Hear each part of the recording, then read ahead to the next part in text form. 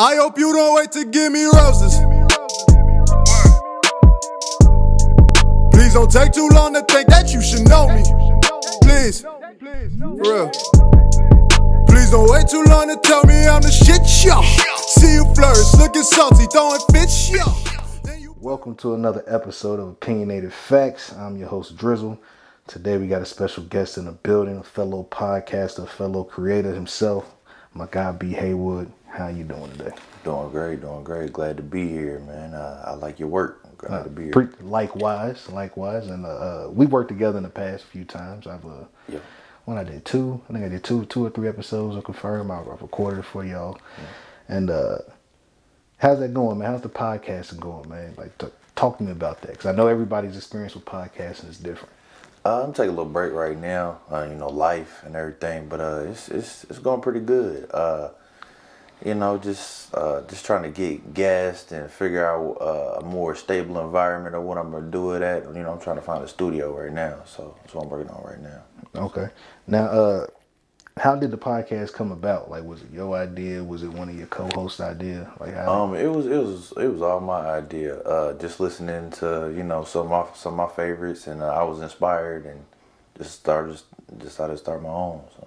Okay. Now, how did you pick your co-host? Was that something where it was like you vetted some people for the positions, or was it like, nah, these are the homies? And yeah, them was the homies. I've been knowing them since we was kids, like 14, 15 years old. So like middle school and shit. So. Okay. So would it be in three different parts? Everybody has their role in a podcast. Like, what is everybody's role? Like, what is your role and what are their roles? Like, what are you expecting them to bring to the table, and what are they expecting of you to bring to the table?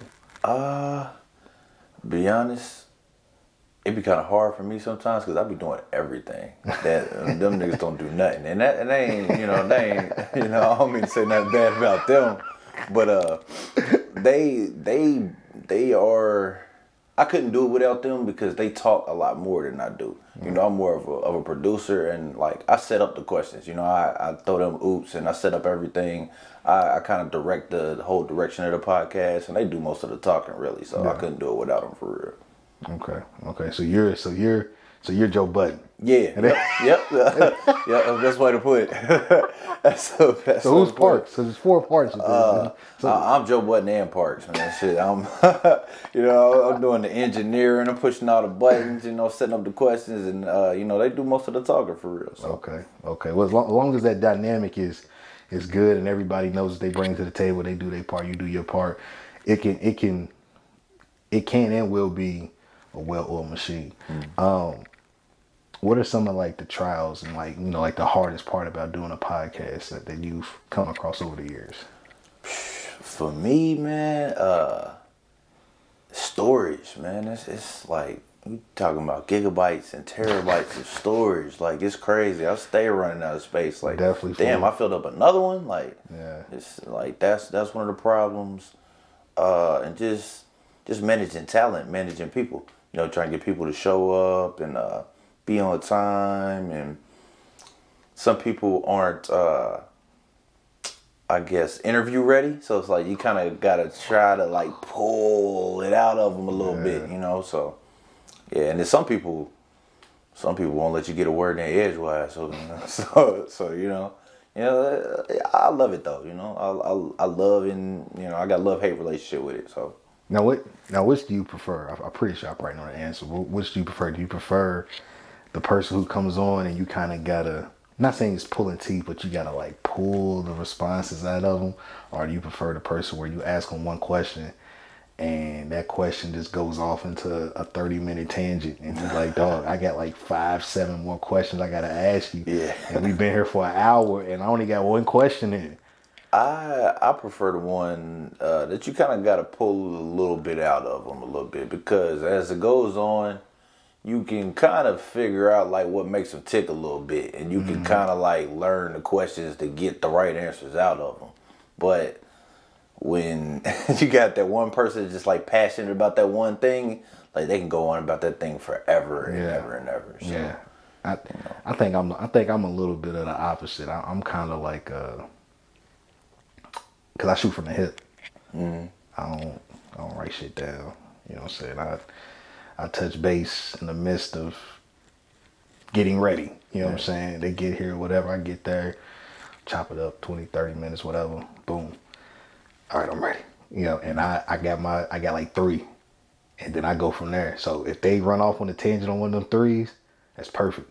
Because then I can slide in and direct another question from something that they said or something that they brought up. So I'm a little bit different. Now, the people who I got to pull shit from, I'll cut it short. If I get like 5 questions in, you answer 5 questions in 3 minutes. Oh yeah, we got 6 more minutes, bro. We about to dead this because I'm not about to be pulling questions because it's like, bro, give me something more than yeah, that was cool.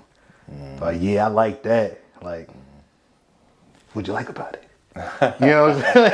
It's like give me something to work with, bro. So like I'm a little bit of the opposite, but I do see what you're saying where you got somebody where you kind of got to pull the question from them.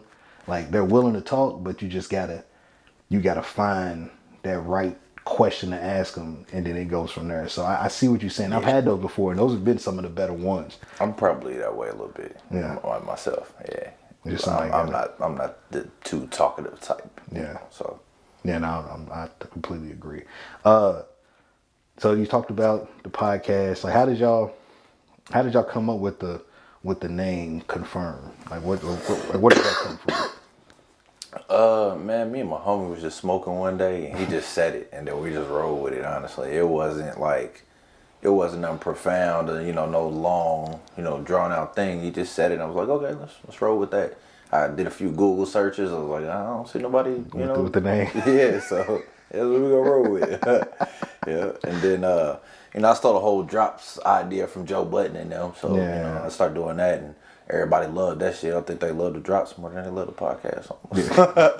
So okay. Now with it just being y'all 3, was the plan always to have 2 co-hosts, or when you first came up with it was like, man, it's just gonna be me and one of the homies, or was you like, nah, I need 2 people?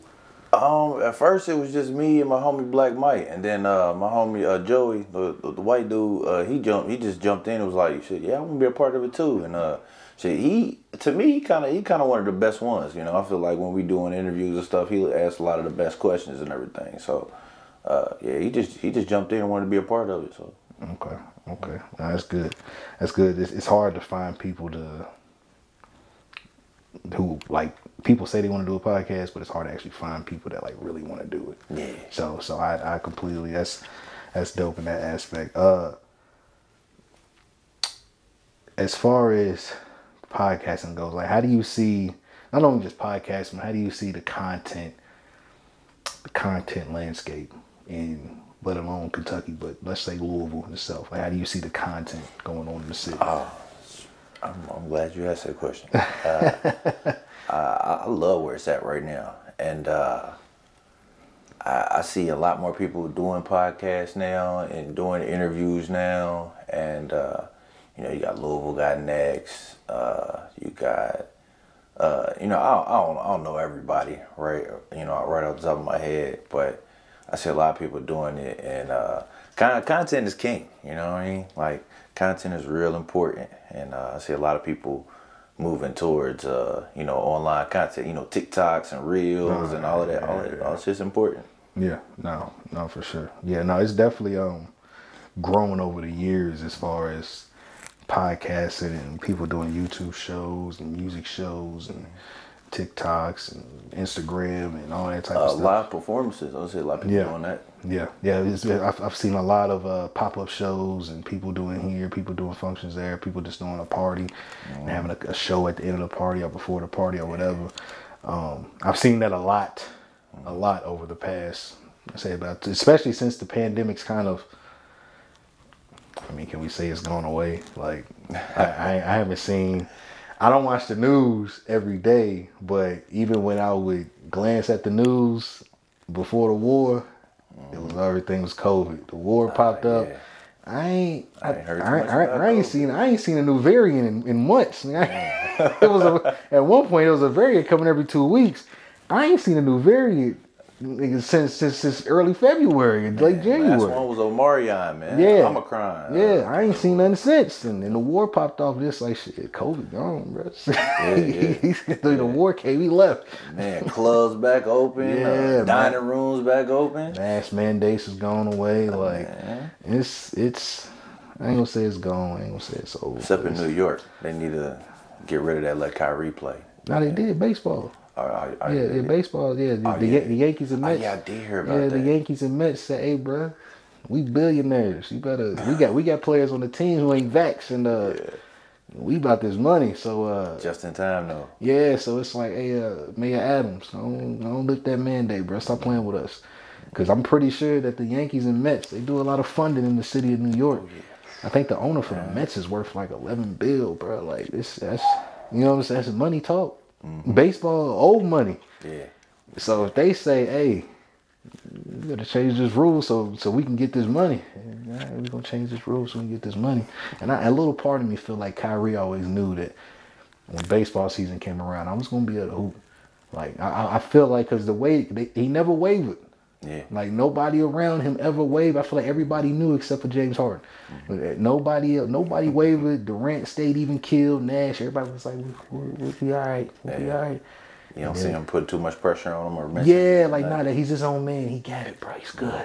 Mm-hmm. Somebody knew that when baseball came around, the mayor was gonna switch his whole tone. Because 2 days ago he was like, nah, we ain't switching up nothing. And then next thing you know, like, we gonna lift this mandate so these Yankees and Mets can play. I guess Kyrie's a beneficiary of that. It's like, oh man, that's crazy. But okay. So out of all of the interviews that you've done a collective interviews. Who would you say has probably been your favorite interview that you've done so far?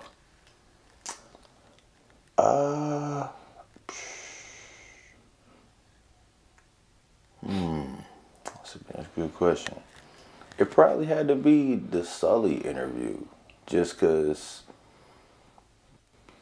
of what he's done in the clothing game in the city of Louisville, and like you don't really see him out doing a whole lot of interviews and just hanging and kicking it with people. And we all three of us had known him from high school and stuff, so he just came on there. He just gave a lot of gems to like upcoming clothing designers. So just giving a lot of game away for free on there, and he was just genuine. And it was one of those interviews where I didn't have to ask no questions. He just came in and we was just talking, and he just ended up giving away a lot of stuff. Yeah, and ended up being a damn good interview. So. Yeah. Okay. Yeah, that's good if somebody can y'all grew up with him, I went to school with him and stuff like that, so the relationship's a little bit different. But that's good where like somebody's like, I'm doing what I'm doing. I'm up. Some people that I know, they trying to get up where they at. I can do an interview. You know what I'm saying? Come on. You know what I'm saying? Why not? You know what I'm saying? You asked.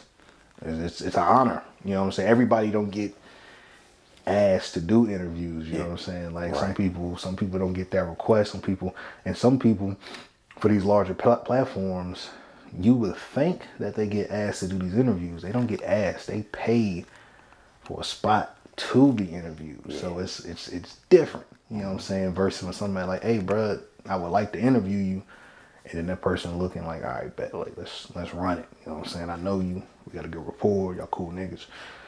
I got time. You know what I'm saying? I get on there and I'm gonna talk my shit, whatever. You know what I'm saying? I'll give away some free game because I'm not in it to not help nobody. You know what I'm saying? So that's always good to see. Who would you say is your least? And not in a bad way. It could just be like it just wasn't. Maybe they weren't interview ready, or maybe you weren't ready that day. But which interview would you say was probably like your least favorite? Goddamn, excuse me. My least favorite. It was. Damn, that's hard to say too. I never really had nothing that it went kind of south. Joey Phantom, he was late to the motherfucker. I'm just going ahead and call it out right now. But hey, we were sitting at the barbershop, man. We was like, damn, it was already 30 minutes late, and I called him. He was like, "Oh man, I was asleep. I just got up." You know, when niggas late, they always say they was asleep. That's just niggas always sleep when they late. But he ain't even a nigga, but that's just excuse that everybody use. But you know what I mean. But when he got there though, it was a good interview though, man. We ended up waiting for him, and it was a good interview though. Yeah. Okay. So I ain't gonna lie, I got a couple on my list, but I had to save that for another day. I ain't gonna spill the beans right now, but I got a couple of you niggas made the list of bad interviews. But that's good that y'all waited around and that it was worth the wait. You know what I'm saying? There's been times I'm pretty sure you wait and you like, bro, this shit wasn't worth the wait. I should have just canceled. Yeah. I shouldn't have waited the 45 minutes, an hour I waited, bro. I should have just... It ended up having my most views, too. Yeah. My most views, too, and listens, too, so... Okay. Now, what is your overall goal for, like, Confirm Podcast? Like, where do you see the brand and the platform at within the next 2 years? I hope that I can get into my own space and become a little more consistent with putting out episodes, and just have it to be a place where people want to come to and come through, and you know, like if you come to the city of Louisville, you got to stop by Confirm, or if you're doing a show, you got to stop by Confirm, let people know about it.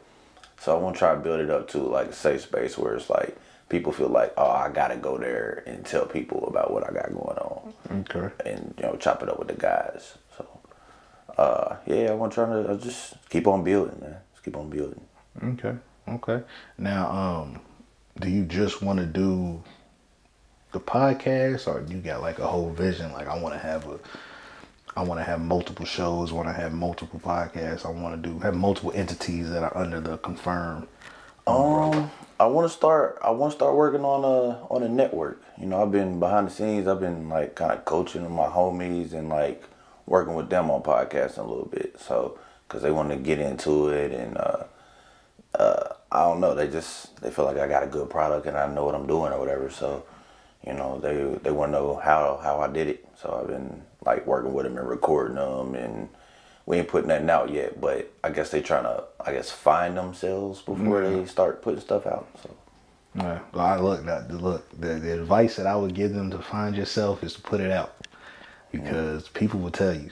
Yeah, the people will tell you, like whether it's good, whether it's bad, whether you take it with a grain of salt or whether you listen to it wholeheartedly.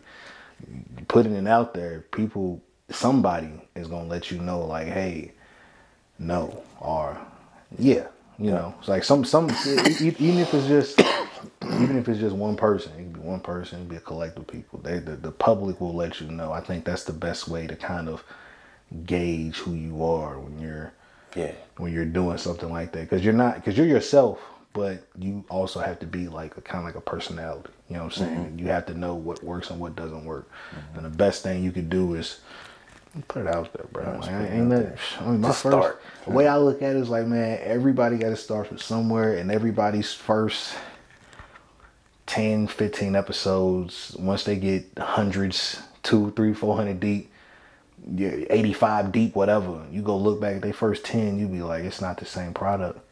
Because they changed, they adapted, they grew. You know what I'm saying? But I like to see that growth. You know, like that's what I'm saying. Like you people want to. Y'all went back to the first, and it was great. It was raw. It was a little rugged, but it was dope to see them moving like that. You know, whereas to now it's more polished. It's, you know, whatever, boom, boom, boom. But they first couple was like, man, I love that, because it was honest. Like it was where they was at. Like now it's a little more different.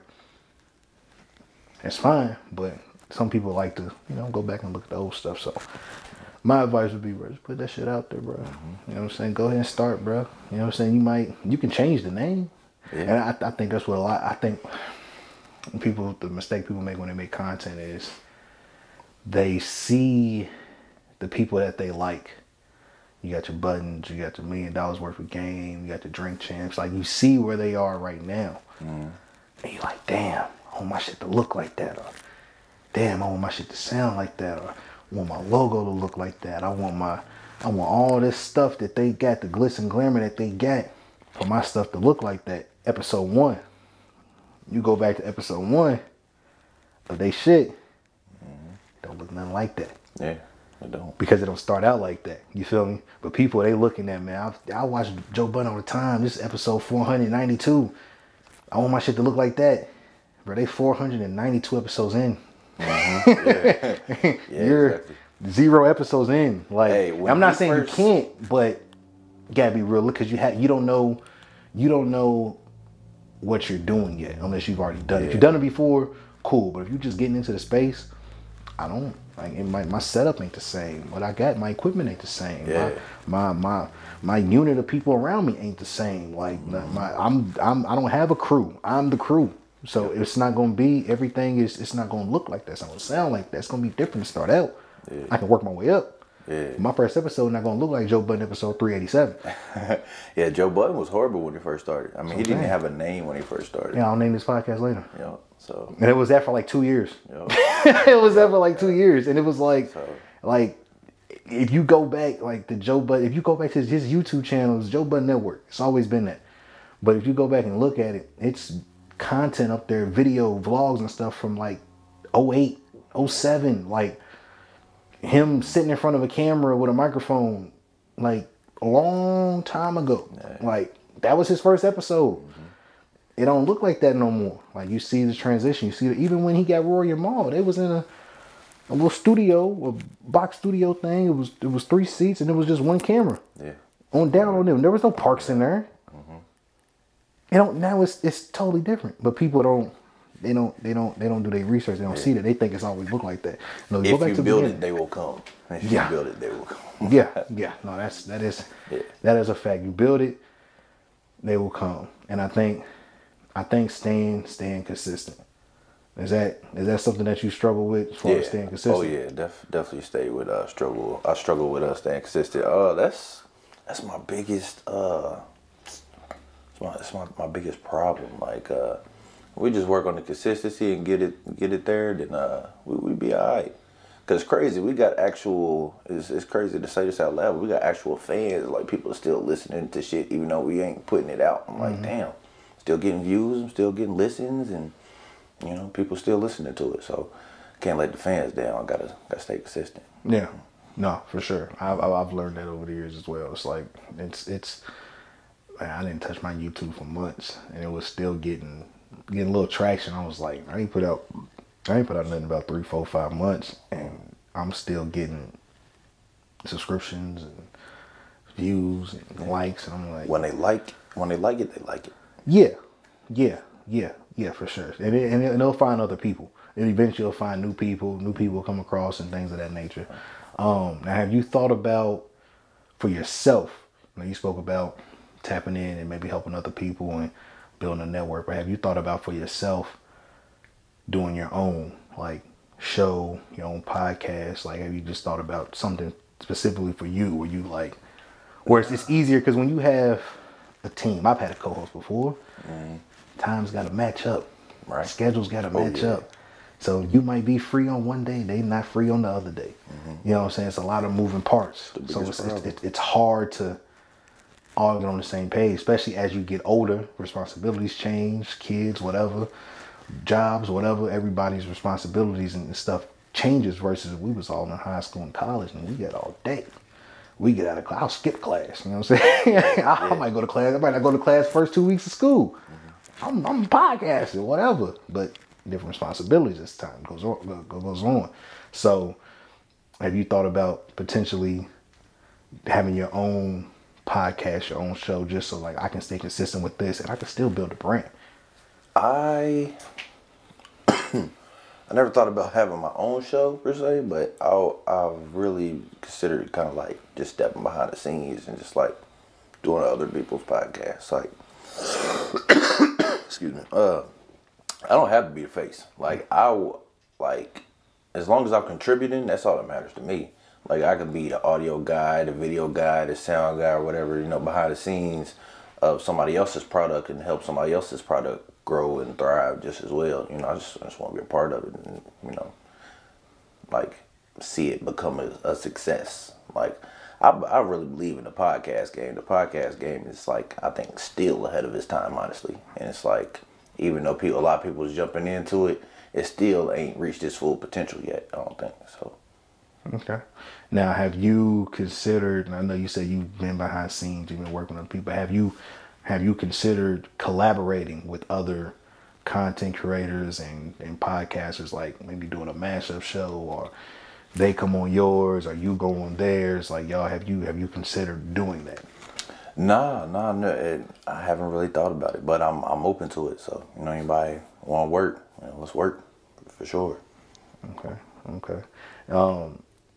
Now, you named a couple other, I don't know if they're podcasts, but I've seen them before. Named a couple other shows, I would say content shows, like 502 Live, I think is what you said, or Louisville Got Next. You said Louisville Got Next. Is there a 502 Live? That's really the only one I be keeping up with, honestly. Louisville Got Next. I mean, they a little music show, so they do all music. Okay. Now, what do you? Because I've seen these shows before, not all of them, but I've seen Louisville's Got Next, and I've seen like 2 or 3 other ones. What do you think is? How do you say? Because the market's wide open in Kentucky. What do you think the biggest mistake is that content creators in Kentucky and Louisville are making?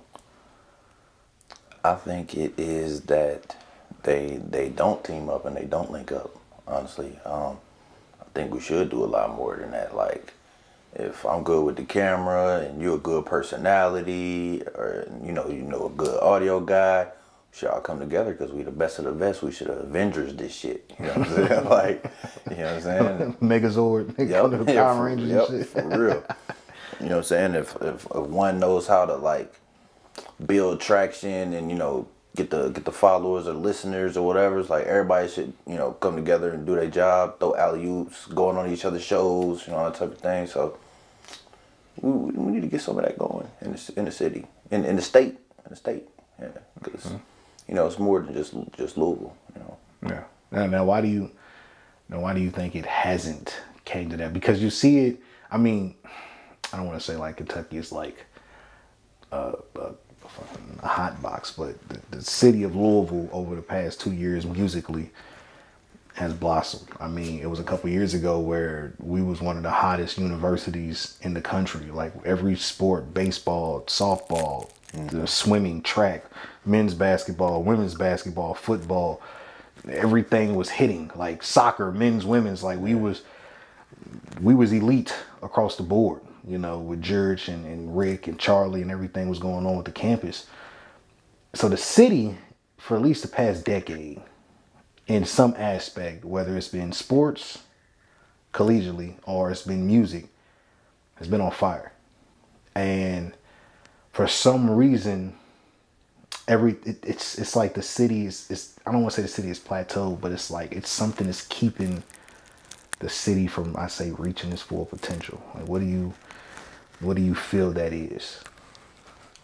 That's a crazy question. I can't put my finger on it because it just seems like at one point or another we have thrived in every area as a city, but like I don't know, it's just like they all can't pop at the same time or something. It's like somebody's dropping albums, you got Jack, you got EST right now, then University of Louisville basketball sucks, or it's just never all going at the same time, I guess. And it's just, I don't know, people just don't give the city the respect like I feel like it deserves. Like they getting overlooked. I have no idea why that is, but it just is that way. It's just like Louisville gets overlooked for a lot of shit.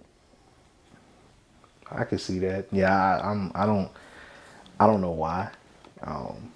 I think musically, I mean, we got talent musically. I mean, Mars, she's doing her thing on the R&B side. Like you said Jack, you got G.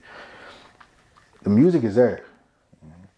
Now we just need our sports to get back where they was. You know what I'm saying? And then we might really be onto something, but not from my experience, just dealing with people when it comes to music or entertainment and stuff like that. It's a lot of it's a lot of people with main character syndrome, where they feel like I'm the main character, so it has to be about me. You know what I'm saying? And it's not enough. Everybody wants to be everybody wants to be a chief. No Indians, too many cooks in the kitchen or whatever. Yeah, everybody wants to be that person. Nobody wants to be like, yo, I do the dirty work. You know what I'm saying? I'll let you shine. You know what I'm saying? Like, or you got some people who let somebody shine, but then they be like, man, that's supposed to be me. You know what I'm saying? So they start hating. And I ain't saying people hating on each other, but it's definitely a lot of people feel like they can't work together because they don't want to take the back seat to nobody. I feel like that's half the problem. The problem. It's no. That's a big chunk of the problem. Yes, I'm glad you brought that up. That damn near is the problem almost. It's just like nobody else wants to help nobody else because they don't want to see somebody else do better than how they doing. Like I'm gonna help you, but I ain't gonna help you because then you gonna surpass me. Like, that's the craziest shit I've ever seen. Yeah, no, for sure. That's something I've noticed over the years, and it's always been strange in a sense. It's like, bro, like everybody can eat. You know what I'm saying? Everybody can benefit from this. You know what I'm saying? Like, you don't have to feel some type of way. Like, I don't know. It's weird in a way. It's weird in a sense.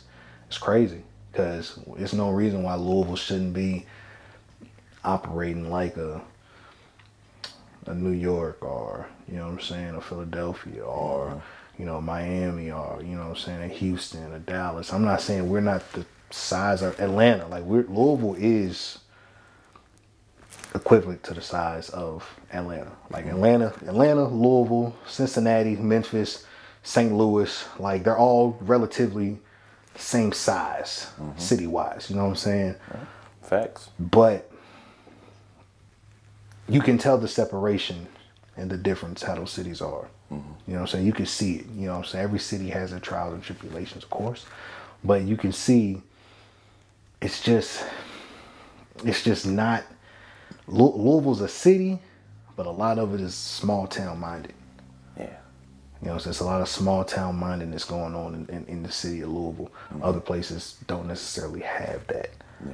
You know what I'm saying? There's no reason that Louisville can't rival Atlanta. I mean, not saying that Louisville should be rivaling Atlanta, but you get what I'm saying as far as size-wise and capabilities. Like, Louisville should be able to rival that. Louisville should be able to rival Memphis. Louisville should be able to rival Nashville. Louisville should be able to rival Cincinnati. St. Louis, like, there's so many cities that Louisville should be able to rival with, but they can't because a lot of people in those positions it's kind of small town minded. Yeah. You know what I'm saying? So it just kind of moves like a big ass town. That's a city that operates like a town. Yeah. It's weird. It's crazy.